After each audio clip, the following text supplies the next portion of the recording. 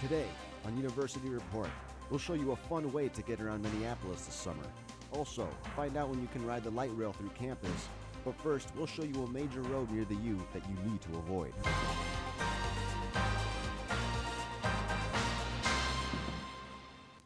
You're looking at a live view of West River Parkway from the Washington Avenue Bridge. You can see the road closure is causing headaches for some folks and confusion for one car out there. Good morning, I'm Katie Loberg. And I'm Octavio Abea. You may need to find another route to take when down by the Mississippi River. West River Parkway from 4th Street to Franklin Avenue is closed for repaving. Jarrell Davis was there when construction started. It's construction season in Minnesota, and West River Parkway is getting a much-needed facelift. Construction on the parkway started April 29th, and the road will be closed for the next 5 weeks.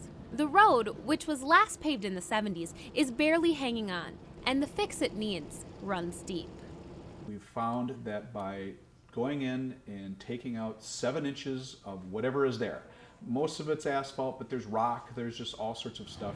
If we take that 7 inches out and then put 7 inches back of good modern paving materials, we seem to be able to get, the goal here is to get about another 20 years of life out of the pavement. When the parkway system was originally constructed, the route was never intended to see such high traffic. The main use was for cyclists, and now bikers are hoping they will still be able to use the Riverside Path. As long as it doesn't really affect the bike paths that much, as long as there's not like debris and dangerous things on here, I'm not gonna really mind. And the good news, the walking and biking paths will stay open throughout construction.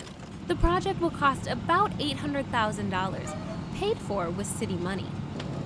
Jarrell Davis, University Reports. One landmark on campus may also be getting an upgrade. Some lawmakers want to fund a remodeling of the Bell Museum of Natural History. If the bill passes, the museum will get a new building on the St. Paul campus. The current museum deals with mold, flooding, and corroded plumbing. Workers say it's too small to display all of the exhibits. And if you're near the Bell Museum today, head over to the Armory. A couple of fraternities are hosting a blood drive for the American Red Cross right now. Your donation could save a life. The blood drive will be open until 4 this afternoon. Undocumented students are starting to see college as a realistic goal. The Minnesota Prosperity Act passed the state Senate on Wednesday and is now headed for the House. If passed, the state financial aid and in-state tuition will cover undocumented students. Opponents point out the students still wouldn't be able to work. The measure is mostly symbolic, since less than 500 people would benefit from it. You may be able to take advantage of the new light rail on campus sooner than expected. Thousands of people already commute in and out of Minneapolis on the trains every day. The line that will run through campus is known as the Central Corridor. It had a successful test run last week. Students are anxious to use the service. It'll be pretty nice. I use Metro Transit a lot, and it'll be nice to see Washington Avenue up and running again. The Central Corridor is set to begin service next year. You can also look forward to your tuition possibly not rising in the next 2 years. The State House approved a bill that would put a freeze on tuition for the state colleges and universities. It would also require schools to submit detailed budget reports showing how much money is spent per student and where that money came from. After the break, we'll give you some reasons to stick around campus this summer.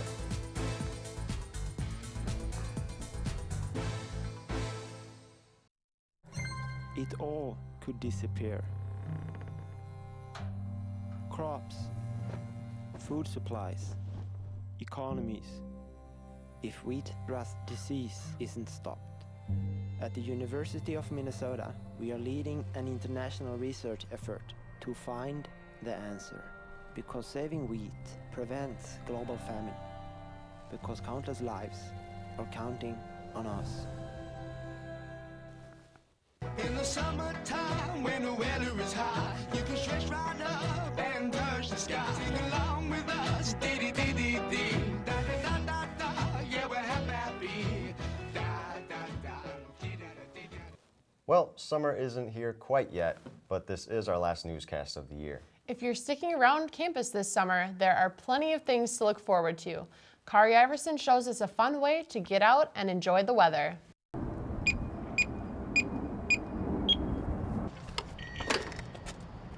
Biking season is here, and green bikes are popping up all over the Twin Cities. The Green Nice Ride bikes make up the largest bike share program in the nation. And this May, 24 new stations will be added. We want everyone to be safe. We don't want someone to get hurt in the snow or anything like that. We just want to have safe rides. The bikes were pedaled out of storage in April, but had to be put away a few times because of the not so nice weather we've been having. They're working to enhance urban life in the Twin Cities, one nice ride at a time, by giving you a different way to get around town, even if you don't own a bike. I like just the fact that I can get around campus more quickly. Sometimes I ride them home. This summer, you can even take them out for fun and enjoy what our local community has to offer. And now, you know, with these more destination stations, you could go around the lakes or go to Minnehaha Park as a whole nother experience of nice ride. So as the weather warms up, leave the car at home and take a nice ride. Kari, Iverson, University Report. Minneapolis will host American Idol Live in July. This is your chance to check out the 10 finalists from this year's American Idol competition, but you better hurry. Tickets are on sale now and are expected to sell out quickly.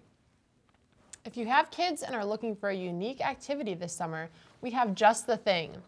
Log rolling is coming to the University of Minnesota. The fun sport will be available to summer youth programs through the Department of Recreational Sports. A local company, Key Log Rolling, will supply the fun. So we're leasing the logs to the U of M for this summer for the Youth and Community Program.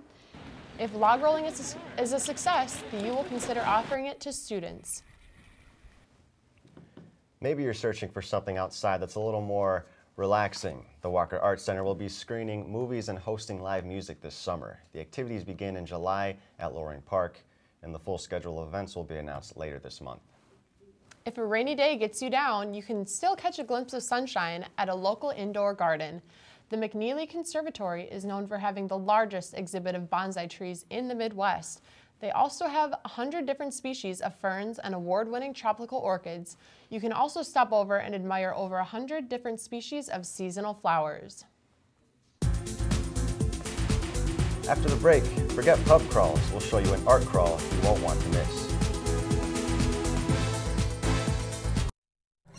It all could disappear. Crops, food supplies, economies, if wheat rust disease isn't stopped. At the University of Minnesota, we are leading an international research effort to find the answer. Because saving wheat prevents global famine. Because countless lives are counting on us. Welcome back. Tomorrow you can go for a run and come back a work of art. The first annual Run or Die event kicks off at Harriet Island at 9 in the morning. Thousands of runners will participate in the race dubbed the world's most colorful 5K. It's officially art season in Minneapolis, and one region in particular is preparing to prove why it's considered the artistic soul of the city. Christiaan Tarbox has the story. You'd be hard-pressed to consider Northeast Minneapolis as anything other than a thriving community. One of its biggest exports? Art. Artists bring creativity, they bring value, they increase the economy, the economic impact of an area. Alejandra Palinka is the executive director of the Northeast Minneapolis Arts Association, which is dedicated to preserving the vibrancy of the area's artistic output. And we're a nonprofit organization, and our mission is to promote and support the arts and artists of Northeast Minneapolis. Nima is currently hard at work with preparing for this year's edition of the Northeast-based art crawl known as Art-A-Whirl. It started in 1995 with a small group of artists. So they started out at the Thorpe building and they got together and they started thinking of brainstorming of ways to bring the audience into the area. For almost 2 decades, Art-A-Whirl's been held to promote and highlight local independent artists. What better place to hold it than Northeast, considered by many to be the heart of Minneapolis's artistic community. Of course, the artists themselves make sure to maintain their grassroots ties to that very community. You have to make the time to go out to other artists' gallery shows and shows that they're doing. Northeast has such a great facility for arts and all its galleries and studios and things like that, that it really presents a good, clear stage for artists to present their work. And even though Art-A-Whirl grows in popularity every year, don't expect NEMA to expand to a bigger market anytime soon. You know, we do try to balance that grassroots original kind of mentality that goes into Art-A-Whirl, and our mission is to keep it arts and artists focused. Christiaan Tarbox, University Report. Art-A-Whirl. Well, that sounds like some fun art-themed entertainment for the weekend. Definitely, I might have to check that out. That's it for us on University Report. For one last time, I'm Octavio Abea. And I'm Katie Loberg. Have a great summer, everyone.